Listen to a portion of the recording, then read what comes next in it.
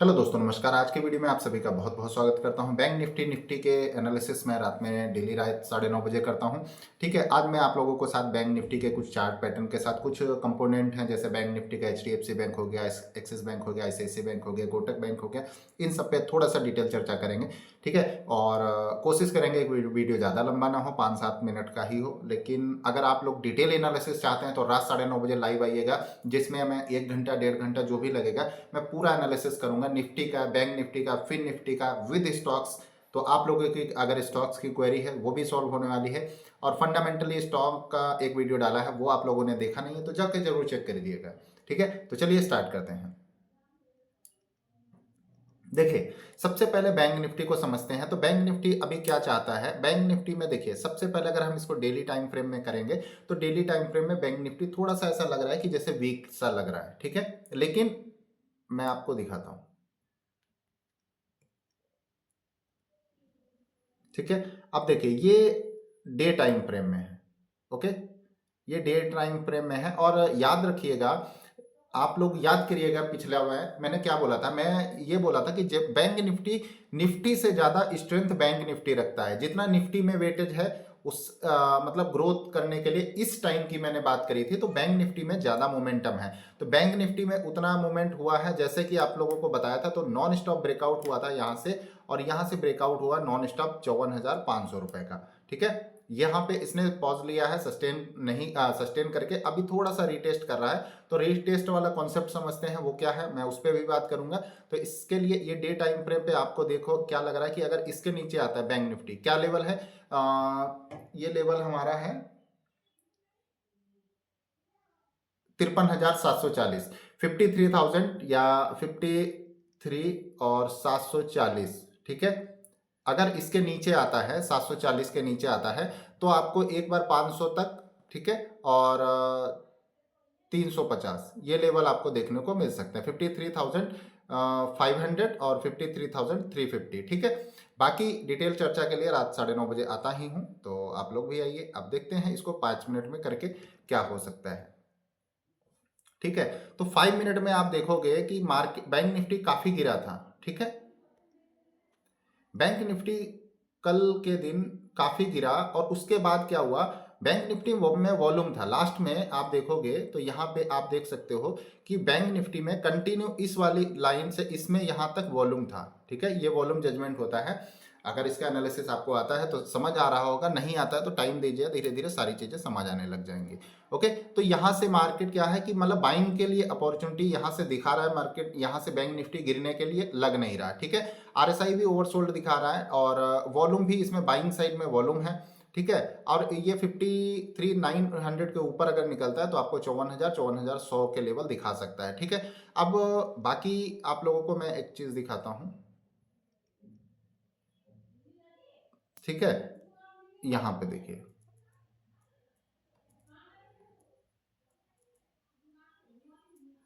HDFC bank. ठीक है, चलिए एचडीएफसी बैंक आ चुका है। तो एचडीएफसी बैंक में क्या हुआ है कि एचडीएफसी बैंक में भी वही सेम कहानी हुई है जैसा कि बैंक निफ्टी में। और कंपोनेंट की बात करें तो सबसे ज्यादा वेटेज रखने वाला एचडीएफसी बैंक है। एचडीएफसी लिमिटेड और एचडीएफसी जब से मर्ज हो गया है, तब से बैंक एचडीएफसी अपनी चाल भूल चुका है कि इसकी कितनी लोगों को ऐसा उम्मीदें थी कि ये जब चलेगा तो डबल, मतलब दो स्टॉक मर्ज होंगे तो दो इसकी स्पीड डबल हो जाएगी, लेकिन इसकी स्पीड रिड्यूस हो गई है, 50% रिड्यूस हो गई, ये बहुत स्लो हो गया है। तो इसको याद दिलाना पड़ेगा कि इसको, इसमें कितनी क्षमता है, कितनी पावर है। इसको आगे चलने के लिए इसको ब्रेकआउट करना पड़ेगा या ब्रेक डाउन करना पड़ेगा। बैंक निफ्टी में तभी मूवमेंट आएगा जब बैंक निफ्टी ऐसे रेंज में, आजकल देख रहे हो इस रेंज में बैंक निफ्टी चल रहा है। अगर बैंक निफ्टी को, ठीक है, बैंक निफ्टी अगर इसके नीचे जाता है या इसके ऊपर जाता है बैंक निफ्टी, तभी इसमें रेंज में आएगा। और अगर इसके नीचे नहीं जाता है तो फिर इसमें थोड़ा सा ऐसा लगता है कि मार्केट में थोड़ा सा, ठीक है। तो देखिए यहां से, अब बैंक निफ्टी के लिए अभी इसको अगर हम डे टाइम फ्रेम में देखेंगे तो क्या हो सकता है? डे टाइम फ्रेम देखना भी जरूरी होता है।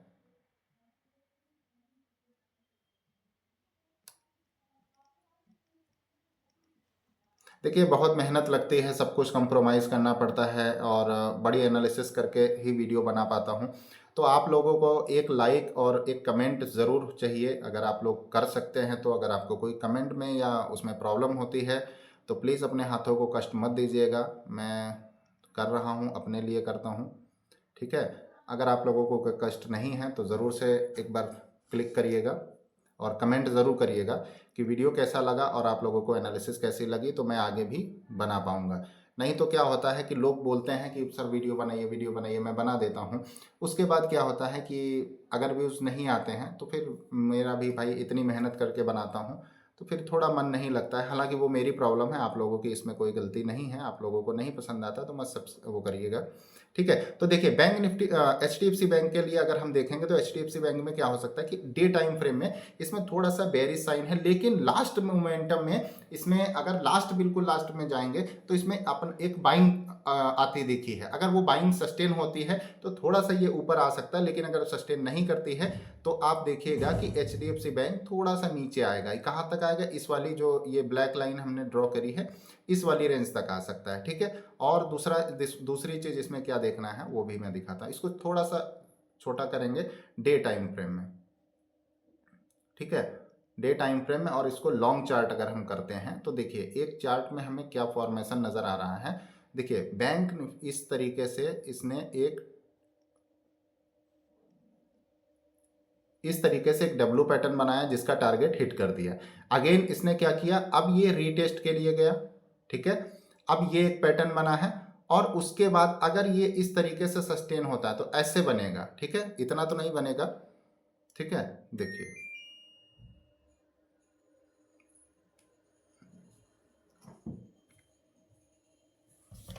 ठीक है, देखिए अभी क्या हो सकता है कि इस तरीके से बन रहा है और इस तरीके से जाके ऐसे करेगा तो ये कौन सा बनेगा?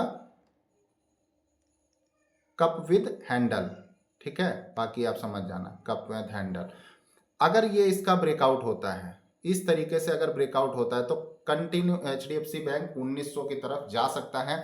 लेकिन एचडीएफसी बैंक में कुछ बाधाएं, कुछ अड़चने हैं जिसकी वजह से एचडीएफसी बैंक अपनी थोड़ी सी अभी चाल को भूल चुका है। और अगर इसको याद आता है और एचडीएफसी बैंक अगर इसके ऊपर निकलता है तो बैंक निफ्टी एक नए हाई की तरफ अगेन बनाने की क्षमता रखता है। लेकिन अगर 1700 के नीचे बैंक एचडीएफसी आता है तो एचडीएफसी फिर 1600 की तरफ आ जाएगा। तो ये हमारे सपोर्ट रेजिस्टेंस पॉइंट होते हैं, इनको हमेशा ध्यान रखना चाहिए। सपोर्ट रेजिस्टेंस पे अगर आप वर्क करते हैं तो बाइंग और सेलिंग जो भी होता है वो आप लोगों को पता होगा कि कैसे करते हैं। अगर नहीं पता है तो कमेंट ज़रूर करिएगा, मैं सपोर्ट रेजिस्टेंस पे बाई एंड सेल कैसे करते हैं उस पर भी वीडियो बना दूंगा, ठीक है। लेकिन आप लोगों का जो कमेंट है वो इम्पोर्टेंट है मेरे लिए, ठीक है। और दूसरा स्टॉक्स एक इसी का अगर ले लेते हैं, एसबीआई कहाँ गया, सर्च करना पड़ेगा, ठीक है। एसबीआई, तो एसबीआई क्या कर रहा है? एसबीआई अभी अपने नीचे अपने प्राइस पे नीचे घूम रहा है, ठीक है।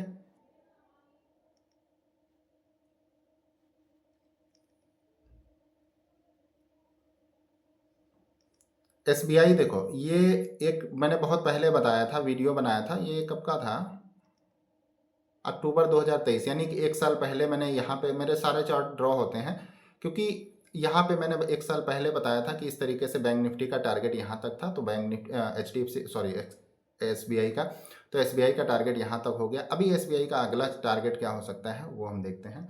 तो एसबीआई अभी क्या कर रहा है? एसबीआई अभी कंसोलिडेट कर रहा है, ठीक है।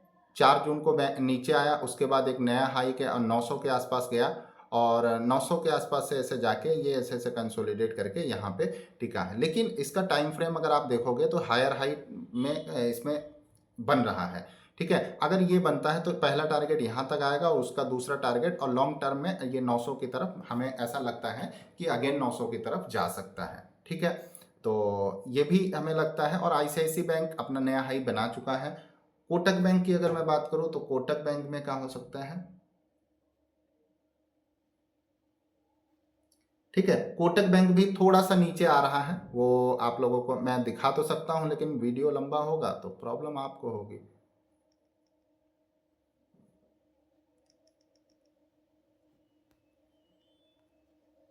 ठीक है। देखिए कोटक बैंक में स्ट्रेंथ है और कोटक बैंक में मैंने जैसा कि बताया भी था, मैं अपने प्रीमियम ग्रुप में डिस्कस करते रहता हूँ कई स्टॉक्स के बारे में।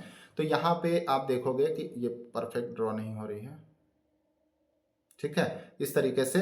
तो यहाँ पे अभी ये जो अपना डबल टॉप बनाया था, ये एक टॉप था, दूसरा ये टॉप था, तो यहाँ से कोटक बैंक इस तरीके से चलते चलते और डबल टॉप बना के थोड़ा सा रिवर्सल कर रहा है, और यहाँ से ये भी इस वाली रिटेस्ट वाली यानी कि ब्लैक लाइन लगभग लगभग आ चुका है, और यहाँ पे सस्टेन करके 1900 1950 और हमें लगता है कि ये 2000 की रेंज इस पर ब्रेक करने वाला है, ठीक है। लेकिन मार्केट में बोथ साइड का व्यू रखना चाहिए, क्योंकि मार्केट में ऐसा नहीं होता कि सिर्फ बुलिश है या बेरिश है।